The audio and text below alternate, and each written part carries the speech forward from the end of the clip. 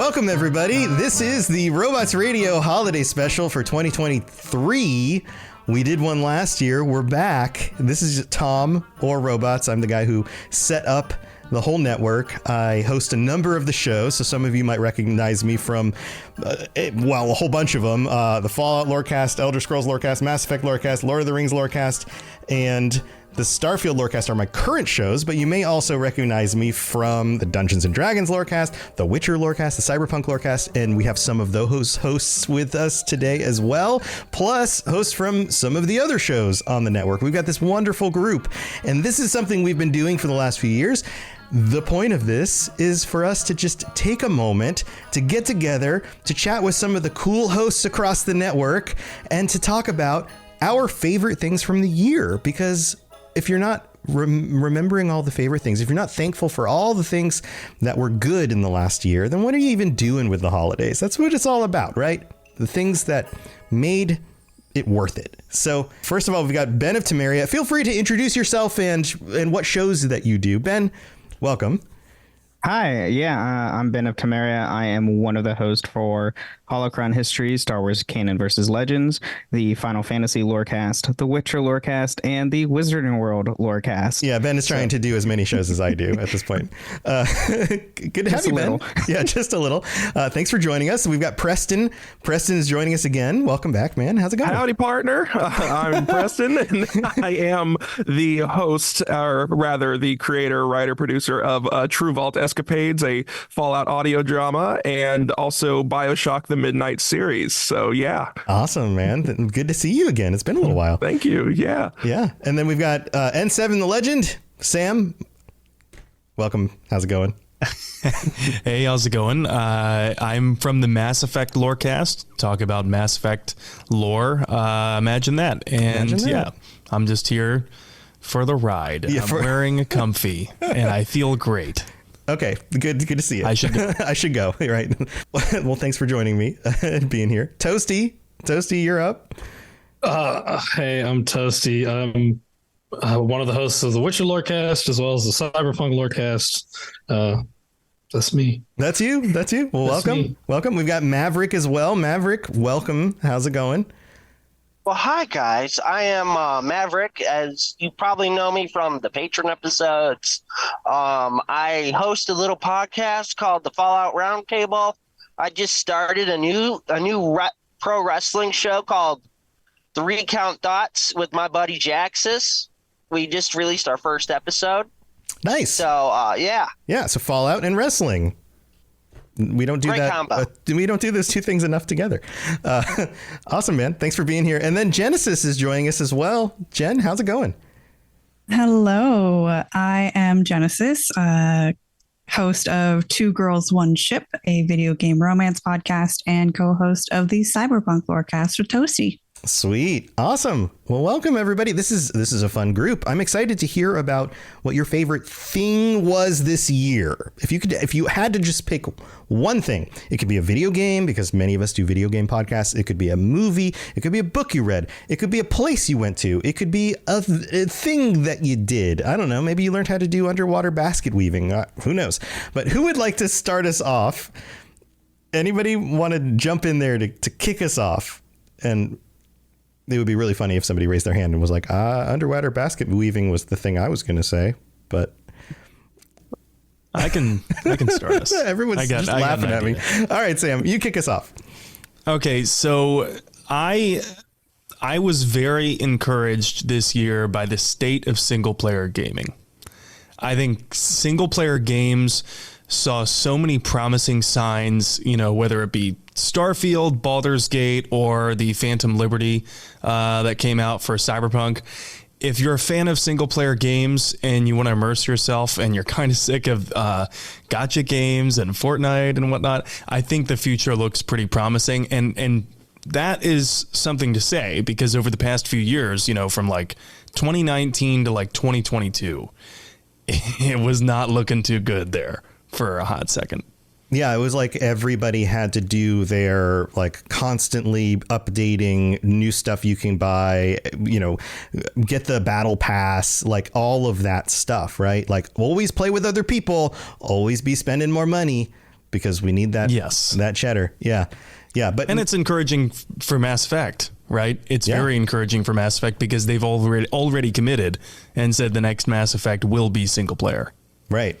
And I think it proves that, there were a lot of good games that came out this year, and a lot of them can be played single player, or were primarily single player, but they also might have had multiplayer aspects. So it just shows that the audience is still into narrative. They're still into being able to play a game by themselves and then talk about it with other people and explain, oh, this is what happened in my game, what happened in your game. That is a staple. That's been a staple of gaming for forever, it feels like. Right. The money's there, and I don't think, we didn't have to convince developers that the interest was there, I think, for single player games, because there's still a decent amount of developers who want to make those. But in terms of speaking directly to the people who hold the purse strings at the companies that make these games, yes, the money's there. Just fucking do it. just people want to buy this. Just put out good stuff, please. It's that simple, right? It's that simple. Let's open this up. What do you guys think? Single player games. Was this on your list, Ben? I mean, absolutely. Look at the Game Awards. Majority of, if not all, if I recall, majority or all of the games on the Game Award list was single players. Yeah, unless it was like specific categories that included some of the other ones. But yeah, right. A lot of them were. Yeah. Any other thoughts on this one, Jen? Yeah, no, I fully agree. The single player games have been owning it this year. The Phantom Liberty expansion, even the 2.0 and the 2.1 patch for Cyberpunk made it such a huge change to the game. It was amazing. And then me and all my friends cannot stop talking Baldur's Gate.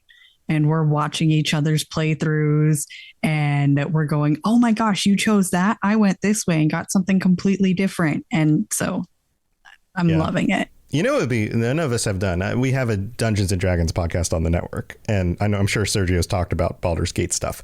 But I'm sure there's a hole right now. If anybody's looking to do other shows, a Baldur's Gate 3 hole in the podcast universe, I believe, for something creative and fun, not just a Lorecast, but some sort of way of engaging that community. And as soon as somebody solves it, they're going to find a very successful show. That's a big hole. You need something the size of a bear to fill that hole. Oh, God. That is a really big hole. Very big shoes to fill. Yeah, bear shoes? Oh, no. Not just a bear, an owl bear. An owl bear. Oh, God. I was waiting for someone to make the joke,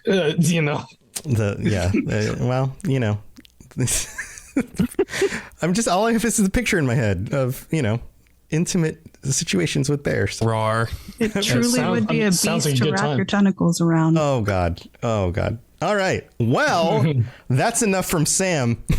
Let's move on to somebody else. You've been silent. Sam, you're done. All right. Who would like to go next? I shall go. All right. Let's do it. A few things. So, this is Preston, by the way. Just anybody that didn't recognize the voice. Preston's up next. Go ahead. Yeah, but this is Preston. And let me see, Starfield, despite any sort of backlash or any sort of disappointment or letdowns that it has given people, I have absolutely fallen in love with that game. And maybe that's because the exploration factor and stuff like that. It's just, there's so many places to see. So I guess a void that a lot of people have is just, it's fine with me. I'm cool with that. And anyway, I loved that. That was definitely a highlight in gaming for me this year. Perhaps the only one besides Cyberpunk, which also is on that list because I love Cyberpunk.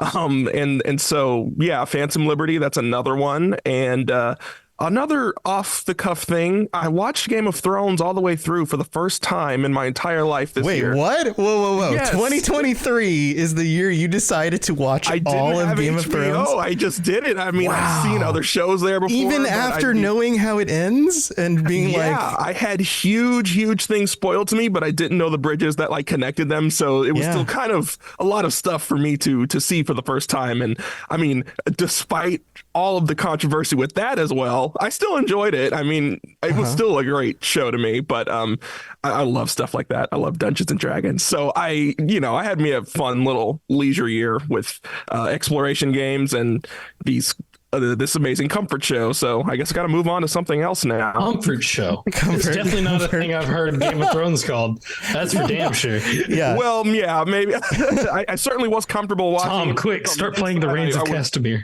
I was cringing a lot watching the show, but then again, I have seen Spartacus. Spartacus has never been topped in terms of like gore and all that other stuff for me. So I guess I was desensitized a little bit. That's so interesting. It's so interesting to get the perspective of somebody who didn't watch Game of Thrones like 10 years ago when it was like in the zeitgeist. Oh, you didn't either? And then come in 2023, you come and watch the whole thing. I'm split between getting more of your perspective on Game of Thrones or more of your perspective on Starfield, because you seem to be enjoying parts of Starfield that a lot of people were a little bit more critical about. Let's talk about that real quick, because I think that probably has more of a crossover with our audience.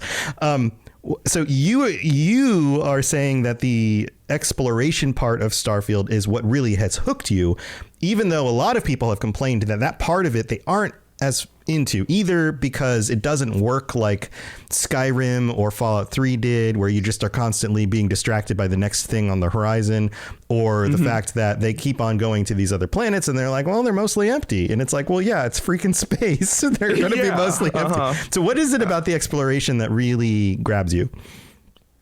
Well, for instance, I mean, if there is one thing, first of all, that I think they could add more of is more like human NPCs on planets that can then divvy out missions and stuff. But I ended up finding some of that and in my explorations, and I had to do this big old quest. I forgot what it was. I actually haven't touched it in a little bit, but it's just there's so many different, you never know what you're gonna find, and I think that's what I like about it. It's like that box of chocolates sort of thing. So I go to a new system, I go to all these planets, and I mean, for some reason, where I see where people are finding these sort of cut and paste like this talking points. This refinery is the same style as this refinery, and like part of me, I feel like they still have their own personal charms, like each planet.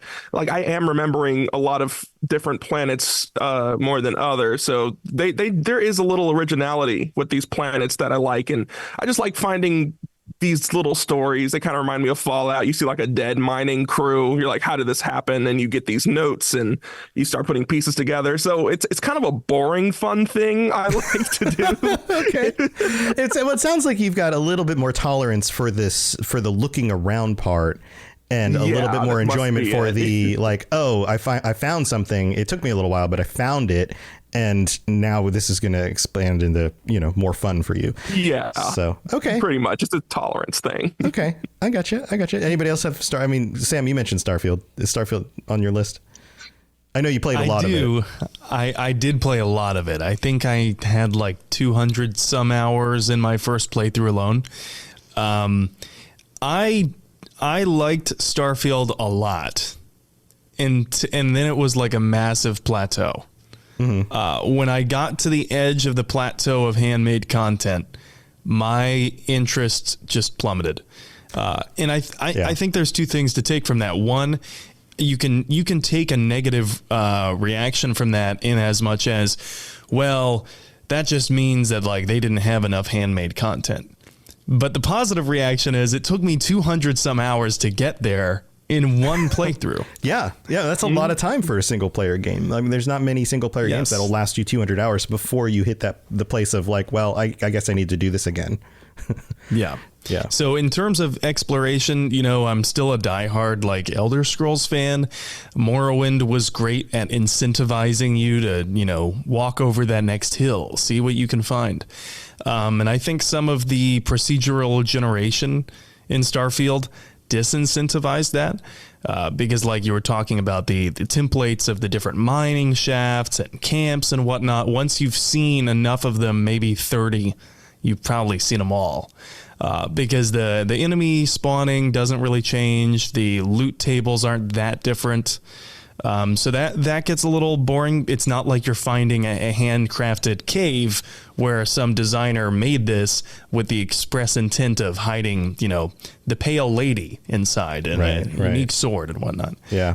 But at the same time, there is no shortage of handmade content. It's just buried in a plethora of procedural generation. Right. I think after, if we jump ahead 2-3 years, all the DLC is out and you look back at the entire package of the game, and we're probably going to have a different perspective then than we do now, because that'll be, instead of 200 hours of actual handcrafted content, it'll be 300 hours, 400 hours of handcrafted content. And then all of a sudden that feels even more expansive. I also think that they might make some distinct changes based on feedback over the next few years. I think they're going to follow up on Starfield a little bit more than they did on like Fallout 4 or Skyrim initially. So that'll be interesting. Well, it'll be interesting to see where it goes. Anybody else have any thoughts on Starfield real quick? Ben? I mean, they're going to add mods. They already confirmed mod support's coming as well. I mean, I'm assuming more than likely Bethesda's going to throw in the Creation Club. Definitely. I mean, that's why they're testing it on Skyrim. But they've also teased a new mode of transportation, which maybe they're getting at something better than just using boost packs in order to travel on planet surfaces. I don't know. Very curious about that. Yeah. Been talking about that with my friends, and we've come up with a number of different ideas. Like, maybe it's they are repurposing zombifying the Skyrim horse AI into allowing you to ride alien mounts. Oh man. Whoa. Maybe they're creating small Land Rovers or, speed like hover bikes. Little ATVs or something. Maybe it's just a new favorites section in the map menu. It could be something like that. All right. Well, we got to move on from Starfield. Preston, any final thoughts on this before we move on? No, I totally align with that. That's very, very good stuff. Yeah, so hopefully we see some improvements, because yes, it's not that I haven't been bored of it. It's just like I feel a little burnt out from Starfield right now because I played so much of it, which is a good thing, I guess. But at the same time, yeah, if more unique content, that'd be great if they could, update it or something. But yeah, I agree. That's my thoughts on it. I agree. Updates would go a long way, I think. Okay. Yeah. Well, good one. All right. Who wants to go next? Who's ready to go next? Tell us something you love from the year. Jen. So I think I'll bring it back to that Baldur's Gate 3 hole, because it really did feel something. It filled something that I was missing. So you had a Baldur's Gate 3 hole, and then Baldur's Gate filled the hole inside you? Yes. We're not talking about a bear anymore, right? No, we're talking about the actual game. It filled something that I needed in your heart, because yes, right, got it. Heart. Yes, because for the longest time I was looking for a game that had true crunchy combat, like give me like skill mapping and item equipment and upgrading and leveling and just like the number crunchy part of it, how to min-max everything, and then actual good carnage. You let me build up this character. Let me go and fight it out and have epic battles. But then also the amazing dramatic cutscenes and just having those precious moments where even you're talking to your friends or monologuing with the big bad, and it's amazing. And there are so many choices in that game. Like, I think they mathed it out, and at the end of the tree, there are over 17,000 different ending combinations. That's amazing. That's just nuts. I mean, come on, mind blown. Yeah. Baldur's Gate 3 filled everything I needed. You mentioned that it kind of hits on all of these things at the same time. And I think that's kind of the takeaway, right? Like, it's not that we haven't had other CRPGs that have come out in the last decade or so, but maybe the combat was awesome, but the story was okay. Or maybe the story was really good, but the gameplay and the mechanics were just not all that exciting. And that's what Baldur's Gate did really well, was basically all of those things, right? Like, it was exciting to have a powerful, interesting, dynamic group that could work in so many different combinations for so many different people. If you want to make a bunch of barbarian halflings, it could still work somehow. If you want to have a very normal D&D group, it could still work. But then you have also these interesting characters and dynamics across the party, and almost every decision felt like it was going to have some real gravitas to it. And that's part of my problem with continuing any one storyline is like, I feel like no matter what, I'm going to be missing something, and you are. So you have to play it multiple times to see how everything plays out. And then you add multiplayer on top of that to where now I can go through and play with friends and have it be another completely different experience. Oh, yeah. Yeah. That multiplayer dynamic of, oh, my God, you won't believe what just happened in my playthrough. Holy crap, how did that happen? I didn't even see that part of the game. Like that thing. So good. So good. And all for $60 or $70 if you're on consoles. Right. But that sounds about right. It's it doesn't hurt to pay that much if the game's going to be good. I'd easily pay twice as much for that game, like with how much you for can how get much out of content we've gotten out of Yeah. it. Oh yeah. Like, don't tell them that. We don't want that. Let's not give anyone an idea. Don't remind the teacher. Nah, fam. But I would also luckily pay Larian that. wouldn't do that to us. They actually respect us. Larian wouldn't do that to us as the consumer, but if it meant that it got more money to the developers who spent 6 years making the game, the voice actors who did all their own mocapping for it as well, Yeah. I'd pay more for the quality that they've given us. Yeah. Well, Larian won't do it until like EA buys them, and then they will definitely do it. Please don't.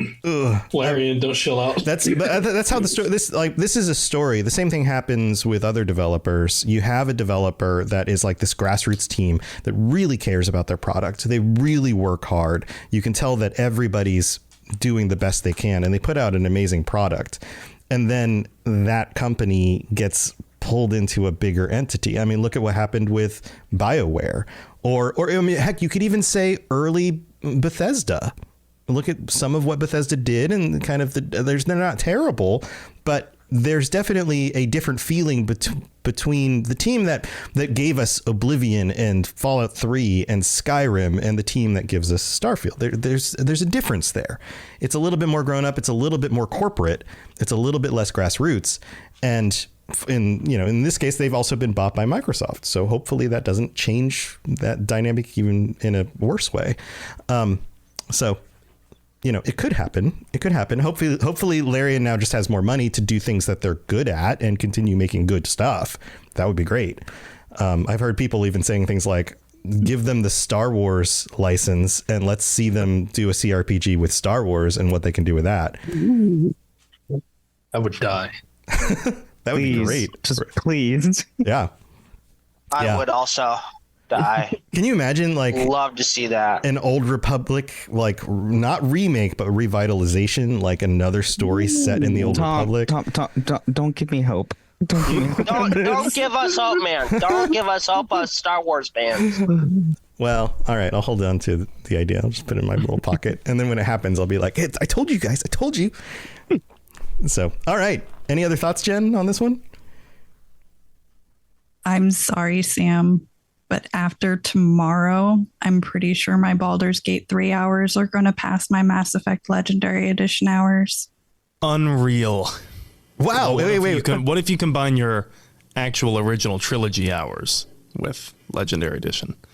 Okay, no, I've probably got another 400 hours to go then. Okay, because I was the game's only been out for if you don't count getting in on the beta and playing early playthroughs, that's only been a few months. How did you that's a lot of hours? Wow. I game a lot. Yeah, right. It's just real good. It's just real good, Tom. I just can't stop playing it. That's awesome. That's awesome. All right, who would like to go next? Let's see. We haven't heard from Ben. Ben, you want to go? Yeah, I can go. This year has been awesome. There's so many different things. Being able to, host now 4 shows, host Witcher with Toasty, which has been a great opportunity. We had the pleasure, and I never thought I would be able to talk to one of my favorite voice actors of all time. I mean, you basically talked to Geralt. Yeah, Like you got to talk to Geralt. I got to talk to Geralt. Ben didn't do much talking, but That's true. You got to salivate while Geralt talked. Yeah, I was so starstruck. I barely talked as much as I normally do. And All right, so we need to fill this in for anybody who doesn't know. On the Witcher Lorecast, they got Ben. His name's Ben Cockle. No, Doug. Doug. For some reason, your name was in my brain. Doug Cockle. I messed that up. Who does the voice of Geralt in the games? So, for anybody who's a fan of the Witcher games, The Witcher 3 is a huge game, right? That's the voice they think of. It's not Henry Cavill. It's Doug Cockle. So you guys got to interview him. That's awesome. Yeah, it was awesome. It was fantastic. And then other than that, like all my MMOs that I play keep getting updates and more content on a regular basis, and it's fantastic. It's been a great year for MMOs. Elder Scrolls had a big update with the whole, Hermaeus Morris stuff, all the creepy weird stuff. Necrom. Final Fantasy 14, they announced the next expansion coming out next year. Mm-hmm. And then World of Warcraft even came back. Like there was all that bad publicity from like the toxic workplace and all of that. They've been working on that, but they've also made some big updates to the game that make it a lot better again. I don't play WoW, man. But some people do. Like I actually dove back into WoW for a little bit. I've been playing a little bit. And SWTOR got major updates again too. Yeah, so that's cool. I'm curious to see where MMOs go. There have been a number of MMOs that have come out that just have done okay. I know the big ones keep going because they just kind of have this reliable fan base. But I'm curious. I'm curious about where the future of massive online games ends up. So, of all these things, what would be your top thing, though? Oh gosh, it had to be the Doug Cockle interview. Like that. Do you have a favorite moment from the interview? We nerded about D&D for 20 minutes. So you spent 20 minutes of your limited time not talking about The Witcher. That's great. Well, we asked him, but he just kind of talked, and we were just kind of like, with it. I'm not gonna fucking tell Doug Cockle that he needs to shut up about something. He can just do it. It's whatever. It's fine. That's great. We had 8 questions. He answered all 8 questions and more so. So, we got an hour and a half with them. Like that was more than we were hoping for. So, I mean, that's awesome. That's true. Did you talk about Baldur's Gate with him, or is it just like regular D&D stuff? We did a little bit. We did a little bit. Yeah. Because he's been streaming it. That's cool. And then he made the my choice for romance. So, which was who? Triss. Oh, I thought you were talking about Baldur's Gate still. Oh no, not I was like Shadowheart. I was like, which one? Okay. Yeah. So Triss's reaction was great. So that's wait. So I mean, that's about as close as you can get, except for like one of the writers or somebody. But like Doc, he does Geralt's voice. Like the voice of Geralt prefers Triss. It's kind of official. Though he did name all 3. In retrospect, wait, so he hedged his bets a little bit. So he said Shawnee first, and it's like, well, and if you go to the books, okay, yeah, I do prefer Yin, but if we're talking about games, Triss, which makes logical sense for the man who did 3 games with Triss and only 1 game with Yin. So that makes total sense. Yeah, I get it. Okay. Yeah, Sam and I, a year ago, had the pleasure of interviewing another voice actor. Mark Meer. Yeah, the voice of male Commander Shepard. And then this year, I actually happened to meet Jennifer Hale at, she was at Emerald City Comic-Con, I want to say. And you were there too, right, Jen? I think we both got photos. Yeah. We both got photos of Jennifer Hale, who voices female Commander Shepard. That's so cool. Yeah. So, hey, if any other voice actors are listening to this episode and they're like, hey, I do voices on this video game. I've also had the pleasure of talking to a lot of the Fallout voice actors, people who do Fallout and Elder Scrolls and some of the Bethesda games as well. It's always so cool to get their perspectives on the characters because they're not just reading the lines. They are legitimate actors. They're getting in the mindset, the headspace of the character they're playing in order to emote and feel and convey even more through their voice lines than you can through actually having a body there too, because you don't have a body. It's just the voice. So it's really cool to get their perspective. So I'm glad you guys got that opportunity. That sounds awesome. Any other thoughts on that, Ben? No, no, not really on anything other than that. Awesome. Cool, man. All right. Good stuff.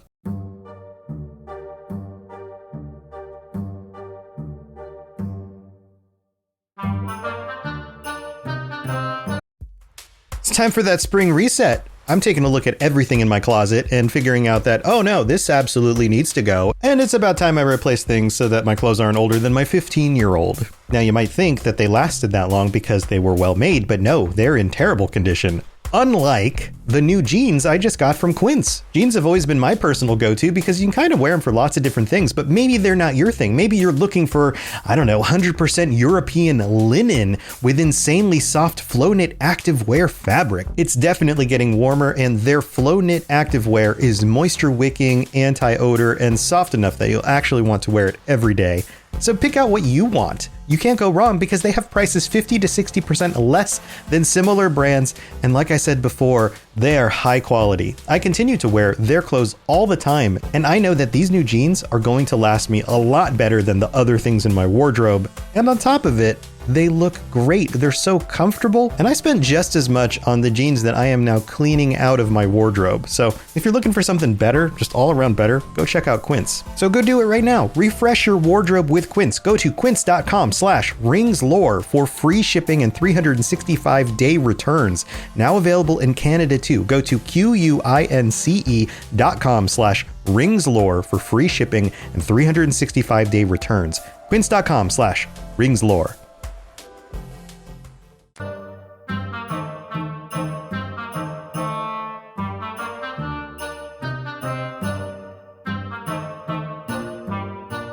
Let's see, we've got Toasty and Maverick still. Toasty, you want to go next? Sure. Well, I mean, like a lot of the stuff that was awesome about this year got, listed for me already. I mean, obviously the interview, Baldur's Gate, Phantom Liberty, which I'm still working my way through. Oh man. God, I'm trying to remember because it's been such a long year. Yeah. Is there any one thing that like stands out that's just like, oh yeah? I mean, this. like, it doesn't have to be video game related. Yeah, I got to bring it back to Star Wars because the Ahsoka series. Yeah, Ahsoka's really good. Did you guys watch Ahsoka? Some of you watch Ahsoka? No, I'm ashamed I haven't because I'm a huge Star Wars fan. So I have to get my Disney Plus back. All right, so Preston has a great show. Ahsoka. Yeah, Maverick did. It was a magnificent show. I thought it was really good. Why did you think it was really good, Toasty? What about it? I mean, like, for starters, like, Ahsoka is my favorite Star Wars character, like, out of all. So, just getting to like see her in action and see her like story that was actually in like the whole, like, it's a very like subtle like telling of like her transition from where she was at like mentally at the start of the series to, where she gets to by the end of it. And then of course, like the return of Hayden as Anakin is just like episode 5 is peak Star Wars. Yeah, so for people who haven't watched, it's not too spoiler to say that there is let's call it a dreamlike sequence where she gets to interact with Hayden. We'll call it a dreamlike sequence. And yeah, you could say that. Yeah, and he is de-aged. In fact, he's de-aged a few different ways depending on the version of him that we're seeing in the sequence. And it looks such a great really episode. good. Like, it's like some of the de-aging is always a little funny, but this one actually looks really good. It wasn't bad. It really wasn't bad. It was better than the Mandalorian Luke Skywalker de-aging that they did with him. The first time we see Luke Skywalker at the end of, what was that, season 2 of Mando, it's a little funny. And then in season 3 they got better. He looks a little bit better in this one. By the time they get to Ahsoka with Hayden in this, like he looks almost indistinguishable from the prequel films. Like it is really, really close. And it was just it's also just like very like heartwarming to see like him finally getting the recognition and respect from like doing this role and realizing that people did love him as Anakin. It just, wasn't the right time. We weren't like the people that love him weren't old enough to show that appreciation yet. Yeah. So it was nice for him to see that and see him like, go ahead, Ben. Ben has. I was going to say, oh yeah.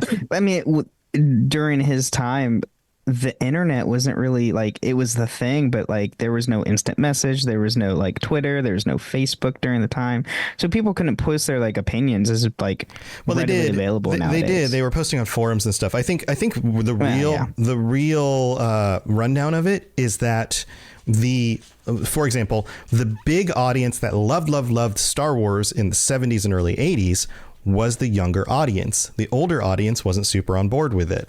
Those people grew up 20 years later, they get the prequels and they're like, well, this isn't my Star Wars. But the younger audience is like, no, this is freaking great. I love Star Wars. And then they get cartoons and things for a number of years. And it's this cycle of like the core audience that really gravitates to Star Wars is a younger audience, kind of like Nintendo products. Right? You're not going to convince somebody who's never played Mario at 40 years old to all of a sudden love Mario. Like the right age to get into Mario is like 10 to 20. Debatable on that. Debatable. Well, I mean, you still might, depending on if they've played other games and they're into gaming in general. But there's always ways that you can argue against these things. You could say, well, what about this? What about this? There's outliers. But I think in general, that's what you have. And so now you have an adult audience looking at Hayden Christensen on Ahsoka and going, oh my God, I remember those movies. I was a big fan. I've been a fan for years. I loved him in those films. I love him now. This is awesome. And, the old people are too busy telling other people to get off their lawn and who to vote for. Yeah, but no, it was great. It was, the GOAT is back. Yeah, no, it was really good. So here's the thing that I really liked about Ahsoka, if I can chime in. And it was because I think there are two ways that Star Wars works best. One is doing like Andor did and having a really tight, dynamic, interesting set of characters and a really tight story that doesn't have anything to do with space magic and lightsabers, right? And you just have really interesting locations in this really cool universe that play through some part of the story that we've seen so far, kind of fill in the gaps, and they do it really well. The other thing that I think Star Wars does really well is when it takes real world mythology and it reworks it into the Star Wars universe. The original trilogy was basically a mythology being retold in a new universe using new magic and new other things, but highly formed and designed around the mythologies that we have from our own world. Ahsoka does that again. And it delves back into older mythologies. Like they're pulling from Norse myths with the wolves and like all of these other things. And there's something about those stories that just resonate with us as humans. And when you take them and you transplant them into another story and you do it well, it still resonates. And I think that's part of why it's not just the whole, like, it was really cool to see these characters again and that kind of thing, but they also put it in this cool wrapper that ties to mythology and does it in this really fun, interesting way. So that's my take on it. And I'm sure some people will disagree with that, but that's what I thought was cool. So yeah. Any other thoughts on Star Wars? I have a fun fact. Yeah. And I just found out about it today and never realized it for some god-awful reason. Lars Mikkelsen, who voiced and played Thrawn in Star Wars, is also plays Stregobor in The Witcher Netflix, and never realized it till now. Wait, that's the same actor? For some reason, It's the same actor, yeah. it's the same actor. I never realized it. It just never dawned on douchebag wizard is Grand Yeah. Admiral Thrawn. You just blew my mind. me. Right? I did not realize that. I noticed that immediately. I didn't. I heard I watched Rebels for the first time this year, in like preparation for it, and the moment I heard his 20th voice, century. I know, right? I heard his voice and was like, "That's fucking Stregobor." I didn't notice knew it immediately. I missed it. You're right. I totally missed it though. And I think it's partly because he's such a good actor. Like his performance in both of those roles is very different. Absolutely. But they're both great. And he's also blue in one of them. And no beard. And no beard. Yeah, So no beard. that is a little different. You also got to look at Grand Admiral Thrawn. He's put on a couple pounds. If you notice that in Ahsoka. Yes, he's got a little belly. He's shrunk. Hey, that's what happens when you go into exile, okay? Yeah, Forced stress eating. exile. You're right. Stress eating. All right. Any other thoughts? Any other thoughts on Star Wars? His troops. All right. Well, hey, Maverick, you're up. You're talking. What's your favorite thing from this last year? Okay, so I got a lot of fun things that I got to do this year because of my podcast. But one thing sticks out to me the most is last November, I went out to Vegas. Went out to Good Springs, Nevada to represent, along with Jaxus, who's it's one of your co-hosts. Another host. Right. Yeah, one of our co-hosts. Yeah.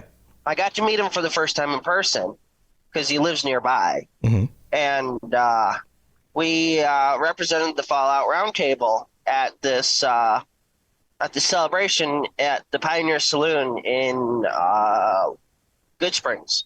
Yeah, and which, so if you know from Fallout New Vegas, Good Springs, Nevada's in the game. Right. Yeah. So this is a yearly get together that happens at that location that it pulls in, and it seems like it gets bigger every year. Lots of Fallout fans who all dress up. It was really big. Yeah, they all dress up. They go to see some of these locations that are actually inspire the locations in Fallout New Vegas. And I guess everybody just has a blast, right? Oh, we had a blast. I got to meet the people for Fallout for Hope, which, by the way, please donate to that. It's a great cause. I got to meet Chip from the Chipmunk Show. Mm-hmm. TKS Mantis, he was there. Everyone, we all had a hoot and a holler, man. There. Wait, you sound like Preston. Howdy, partner. Howdy. Yeah, we all had fun. It was great to finally meet Jaxus in person. Mm-hmm. So instead of behind a computer screen. What was the coolest cosplay you saw? Oh, I mean, I saw some pictures online, but what did you say? I saw full size XO1 power armor. Wow. It was big. Yeah. Did you guys see do you see that on the Game Awards when they walked out, the actors walked out on stage and they had the power armor on the stage with them? It looks freaking amazing. And it was also huge. I have to wonder, like, how tall was the guy in the suit? It's like stilting it or something. Yeah. Yeah, he looked like he was 7 feet tall standing next to them. Yeah, that's really cool. So, dude, that must have been hot. Maverick out in the desert wearing a big old suit of power armor? No, it actually really wasn't. It was mild. Yeah, well, I guess it was October, right? Yeah. It was November. Oh, wow. Okay. It wasn't really that long ago. Yeah. Yeah. Well, that's cool, man. That's so did you guys do anything else like specifically Fallout related? Was there like food or like events? We there was food. We had a costume contest. We tried to record a live episode of the Fallout Roundtable there. It didn't work out because we're in the middle of the desert. Okay. A lot of Fallout things. The cosplay NCR group was there. They were doing BB gun shoots out in the back. They were doing skits. Lady from Obsidian was there, taking pictures, and there were Bethesda representatives there. That's great. It was awesome. It was awesome to see everyone, all these Fallout people in the Fallout community there. And we already know that the dates for next year, if you guys don't mind me saying. What's the date for next year? It is November 16th and 17th. It's basically what this last year was. Okay. So those same two dates, basically. Yeah, the same 2 days of this year. On the 16th and 17th is Saturday, Sunday. So, hey, That works out great. Well, cool. So if you happen to be over near Nevada or can make the trip, if you can schedule it and you've got the funds to fly out and enjoy hanging out with everybody and you're into Fallout, then it sounds like a great thing to go do. That's awesome. Yeah. All right. Well, very cool stuff. I would love to be able to do that sometime. It's just not very close to Florida, and it becomes quite the trip to get out there. All right, I haven't gone, and I've got one that I'm going to share. This is my favorite. I debated this. This is my favorite thing from the year. And it is not something that only came out this year. It's something that has been out for a number of years now. And I recently started driving more because I've been doing more things out of the house. And so I've had more time to listen to podcasts again. And I started looking around for podcasts. And with Baldur's Gate coming out, I was like, maybe there's a Dungeons and Dragons podcast I should check out. And there's certain ones that, Critical Role and the Adventure Zone, there's certain ones that are kind of at the top. Everybody knows about them. There's another one that came out a few years ago called Dungeons and Daddies. And if you haven't heard of Dungeons and Daddies, it is hilarious. It is amazing. It's up on the top of the list. Lots of people listen to it. It's very successful. It's been out for a few years.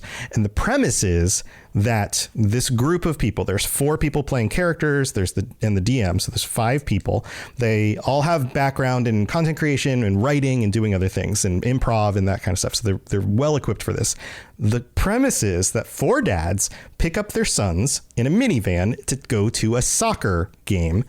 And on the trip to the soccer game, end up going through a portal to Faerun, where the kids disappear and the dads now have to find their children.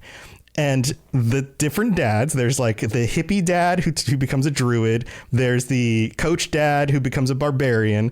There's the rock star dad who becomes a bard. And then there's just like played by a female, Ron Stampler, who is the rogue. And he's like the emotionally detached dad, like stepdad, who becomes a rogue.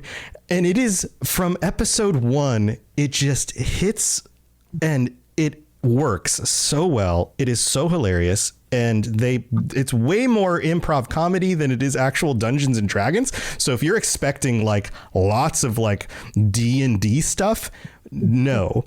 If you're expecting a really interesting improv story with occasionally rolling dice to see what happens, this is what it is. And it has been my go-to thing. Every time I get in the car, I pull up this podcast and I put it on, and I've gotten through, I don't know, almost the first season at this point, and it's my go-to thing. I just keep going back to it because it's so good, and it makes me want to do something like that. But I know how hard it is to do that, because before I launched the Fallout Lorecast, I tried doing a Dungeons and Dragons show. It is a lot of work. I mean, think about if you've ever DM'd a game with your friends. Think about how much work you put into DMing the game, planning things out, getting things ready for the game and all that. Now multiply that and put it in the context of having to do in an entertaining way for an audience, and then also editing the show down with multiple people talking and all of that stuff. It's not easy to do. So the fact that they've done this so well is mind-boggling to me. And the fact that also on top of it, it's not just hilarious. Like, there are very poignant moments. There are moments that like it shifts from being goofy, silly stuff to just like tugging at your heartstrings, because it's about family and dads and their kids and getting through these tough situations together. It's extremely well done. I can't say enough good about it. So have any of you heard of Dungeons and Daddies? No, but I want to check it out now. That sounds hilarious. Yeah, I do too. It's really good, and I bring it up with the hope that people don't leave our shows and go listen to that show instead of our shows. But I have to give credit where it's due. Listen to us. Yeah, please still listen to our shows. But it is a really good show. It is very, very well done. Freddie Wong is the Bard dad, and you might know his name from YouTube, like 5 years ago, a little older. Famous YouTube guy. Yeah, hilarious. Very, very good stuff. So that's my recommendation. If you're going into this next year looking for a Dungeons and Dragons podcast, let's go check that out, because it's just really good. So there you go. I think that's going to do it. Podcast for a minute. Sorry to butt in. Go ahead. Just for a minute. I've also been listening to a lot of podcasts, because everyone knows I drive semi, and it's our busy season right now. It's Christmas. So I'm in the semi constantly. So I always try to listen to podcasts over music, because music gets repetitive. Sure. Have you come across a new one that you really like? I have, and I'm finally up to date on it. It's called Distractable. It's called Distractable by it's hosted by Mark Player, Bob, and Wade. Oh, okay. It is hilarious. But I've also been re-listening to the Modus Files by our one and only Lawrence. Yeah, that's on our network. Because I've been trying to get ideas for a secret project I've been doing. Oh, all right. Well, that's fun. Yeah. That's awesome. I like secrets. It's fun. That's awesome. But, awesome. But yeah. All right, everyone. Along with the occasional sports podcast, but those don't need to be mentioned as much. Okay. Yeah. Well, go check out those other ones if you're looking for other shows, or the shows from the hosts on this panel right here, because there's lots of good stuff on the network to check out. So yeah, go check that stuff out. All right, we're gonna wrap it up. We're hitting the end of the episode. Let's go back through and feel free to again repeat what show you are a part of, so people can look it up if they're interested. And then also, like, is there anything else? Is there any like tiny little thing that you'd be like, also this was really cool this year, go check that out, just like real quick. So we'll go back through in order of people on the screen. I've got Ben here next to me. Ben, kick us off. Yeah, so, again, I am Ben of Temeria. I am one of the hosts of the Holocron Histories, Star Wars Canon versus Legends, the Final Fantasy Lorecast, the Witcher Lorecast with Toasty, and the Wizarding World Lorecast. And if you all want to, go follow me on Twitch at Ben of Temeria and help me get affiliate, because I am so close. I'm like past like the 1.5 mark on average viewers. I need 3. Yeah, just another person. Cool, man. Anything else you want to share? Like just quick little, hey, this is a secondary thing that was so cool. You don't have to have something, but if you have something. Other than the for Witcher, we are getting a new book. That is going to be either released. Andrzej Sapkowski just announced it's going to be either late 2024 or early 2025, and it will be about Geralt. We do know he did comment on that. So cool. Another Witcher book. Awesome. Thanks, Ben. All right, Preston. Well, howdy again, partners. My name is Preston, and I am the creator of, is it the longest running Fallout podcast? Because it started in 2016. It's True Vault Escapades, a Fallout audio drama. I would love it, appreciate it if you would follow us on literally anywhere you listen to podcasts. So Spotify, Apple Podcasts, anything like that. Wherever you're listening to this on, you can listen to that on. It's there. That's the easiest one to say. Good old Walter and Bunny. And speaking of which, another cool little tidbit, since you mentioned, shout out to the couple who actually went to the Good Springs event this year, cosplaying as my protagonists, Walter and Bunny. Oh, that's so cool. Wasteland detectives. I wish I can think of the Twitter at right now, but they know who they are. They're awesome. See them. You saw them? Yeah, that's awesome. That's so cool. Oh, cool. Really cool. I thought I had like little ambassadors for myself. That was pretty cool. That's such a compliment when people dress up as the characters from your show. Yeah. That's so cool. Awesome, man. Well, thanks for joining us. All right, Sam.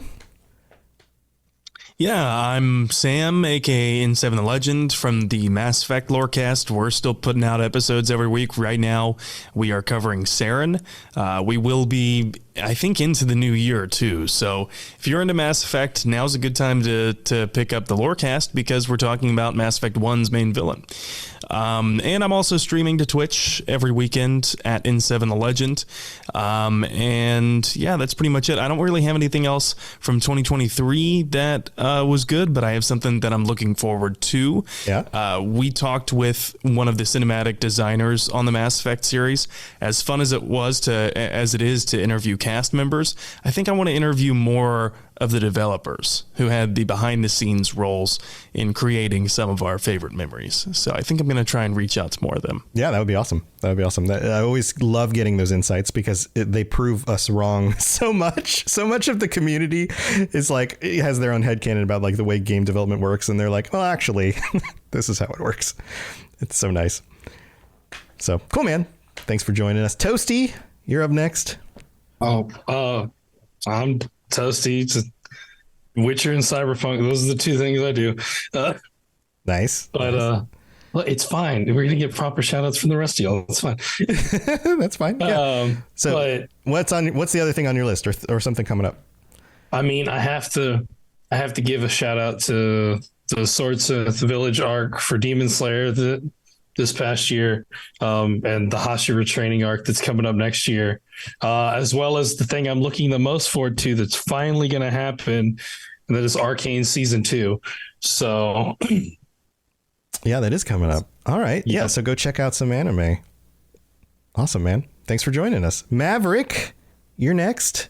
So you have the Fallout Roundtable. Yes. I am Maverick Stone. I am the creator and co-host of 4 other people for the Fallout Roundtable. I am also a co-host on 3 Count Thoughts Pro Wrestling podcast. Now, what's your other favorite thing from this year? I love when people talk about numbers, but our numbers have been up and down, but more up than down, which is awesome. That feels great. That feels good when you're like, hey, the people like our stuff. People like our show, Yeah, and actually getting recognized by my voice. That was another thing. Yeah, people were like, oh, I listen to your show.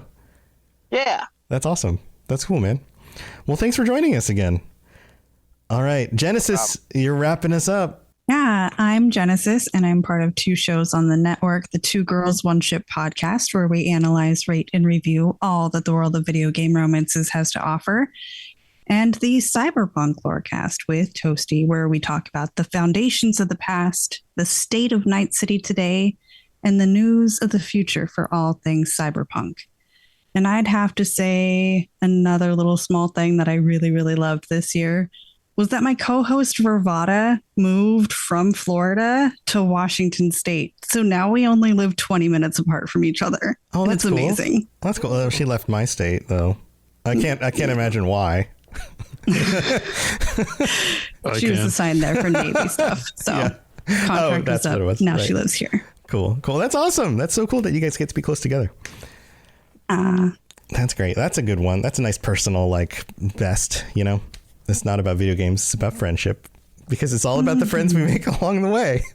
Exactly. And we're going to beat the big bad with the power of friendship. Yes. Yay! Go.